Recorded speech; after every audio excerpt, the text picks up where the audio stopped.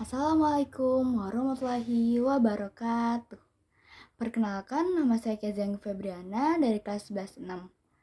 Saya menyatakan tugas ini hasil pemikiran saya sendiri tanpa bantuan orang lain.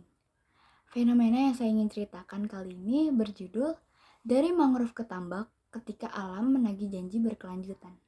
Saya memilih topik ini karena menurut saya perubahan hutan mangrove menjadi tambak adalah salah satu contoh nyata bagaimana posisi strategis wilayah Indonesia bisa menjadi peluang sekaligus tantangan besar dalam pengelolaan sumber daya alam. Wilayah pesisir Indonesia sebenarnya memiliki potensi yang sangat strategis karena berada di jalur perdagangan laut internasional dan kaya akan potensi perikanan. Banyak masyarakat di daerah pesisir akhirnya mengubah hutan mangrove menjadi tambak udang atau ikan demi meningkatkan pendapatan ekonomi. Aktivitas ini memberikan dampak positif karena membuka lapangan kerja dan membantu perekonomian lokal. Namun di sisi lain, kalau tidak dikelola dengan baik, kegiatan ini bisa merusak keseimbangan lingkungan. Sumber daya alam dimanfaatkan di sini adalah ekosistem hutan mangrove dan perairan pesisir.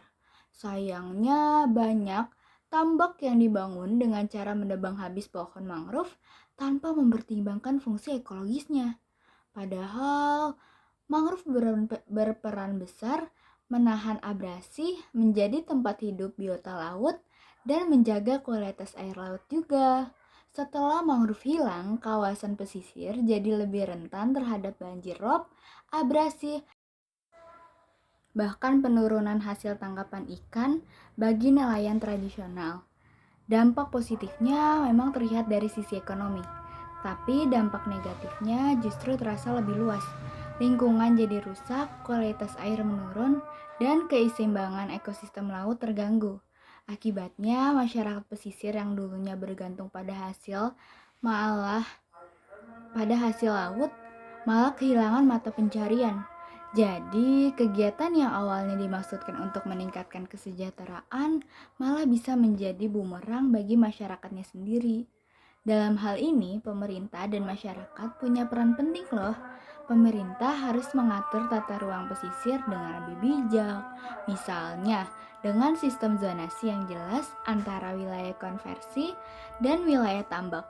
Selain itu, perlu ada pengawasan terhadap izin usaha tambak agar tidak semua lahan mangrove dialihfungsikan.